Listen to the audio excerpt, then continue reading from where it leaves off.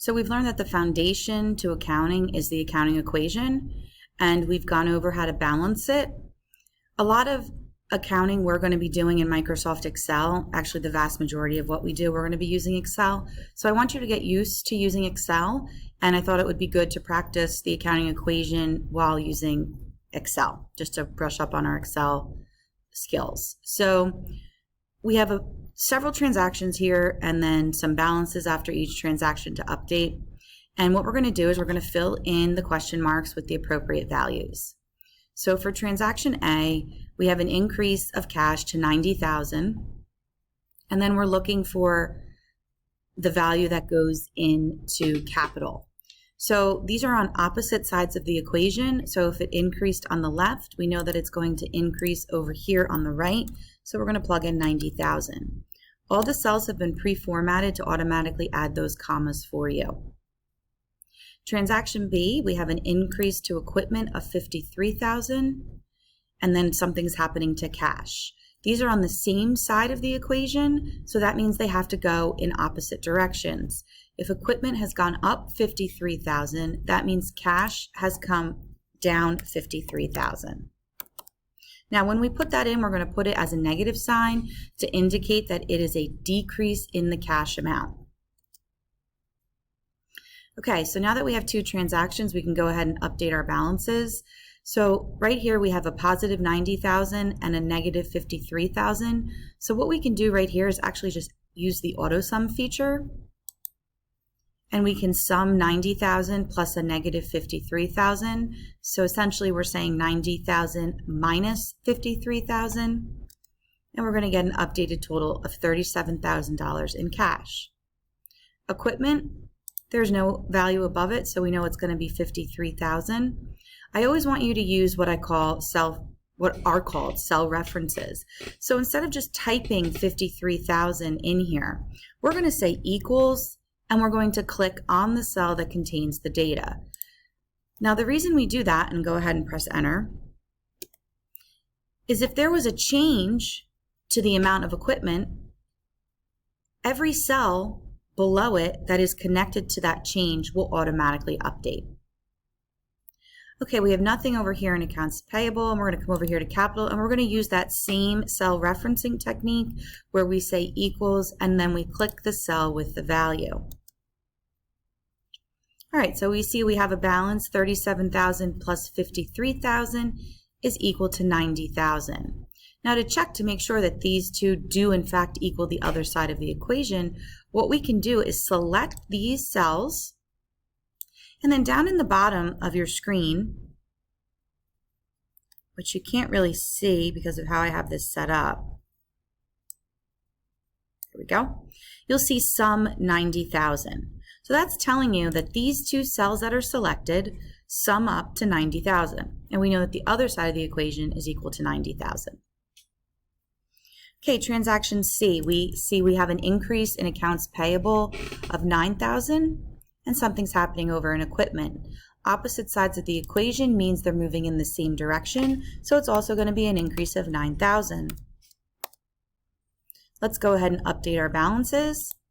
So we're going to say equals and reference the last balance we had here. Nothing happened in transaction C to cash. For equipment, we're actually going to do an auto sum, and we're going to sum the previous balance plus the current transaction. So we're going to again highlight D6 to D7, and then we're going to bring this 9,000 down by using our cell reference of equals, and the same thing over here for our capital. So now to check that both sides equal, I can select both sides of the asset and see I have 99,000, and I should know that 90,000 plus 9,000 is equal to 99,000, but it's showing down there as well. Okay, then we have a decrease to accounts payable of 4,000, which means we paid a creditor, right? So something's happening to cash with this transaction. It's a decrease here. Opposite sides of the equation means they have to move in the same direction, so it's going to be a decrease of 4,000 over here. And let's update our balances. So we're going to auto sum, and we can auto sum the previous balance of cash with the negative 4,000. So we're saying 37,000 minus 4,000 to get an updated total of 33,000. And then equipment, we're going to reference up to the previous balance. For accounts payable, we're going to do an auto sum just like we did for cash. And we're going to add up the previous balance and the negative 4,000. So we're taking 9,000 and essentially subtracting 4,000. And we get 5,000. And then we're going to reference for capital. And again, if we want to check, we can highlight the two cells, check our sum is 95,000, and we know over here that 90,000 and 5,000 is 95,000. Our final transaction is an increase of capital of 5,200, and something is happening to equipment, so that means the owner is investing their equipment. Opposite sides of the equation means they're moving in the same direction. 5,200 will come over here, and we're going to update our balances. Equals, for cash, nothing happens, so we'll reference the last balance we had. For equipment, we're going to do an auto sum of the previous balance and this transaction. Accounts payable, we are going to reference the last balance we had. And then capital, we're going to update. We're going to do an auto sum of the previous balance plus transaction E. Okay, now the very last step is to prove that they equal each other down here since we're done with all the transactions. So what we're going to do here, we're going to add all the cells that contain asset values. So we're going to say equals, because all formulas in Excel begin with an equal sign. We're going to add the balance of cash plus the balance of equipment to find that this side of the equation equals $100,200, and I'm actually going to center this into these cells.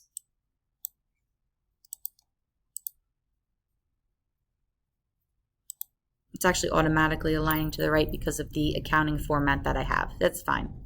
And we're going to do the same thing over here, equals. We're going to add anything on the right side of the equation, so liabilities plus owner's equity. And we see that both sides of our equation do equal the same.